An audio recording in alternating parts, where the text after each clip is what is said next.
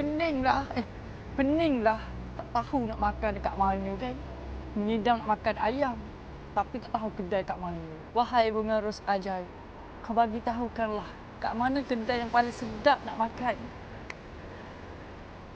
Wah, kau nampak tak dekat belakang ni ada satu kedai ayam goreng crispy lokal. Ayam goreng ni setanding dengan ayam yang famous yang korang selalu makan. Korang pernah tak try? Kalau korang belum pernah try, korang boleh datang dekat Sabah Fried Chicken. Sabah Fried Chicken ni terletak dekat area Kota Kubang Labu, Pasir Pekan. Betul-betul bersebelahan dengan Perabu Sayang.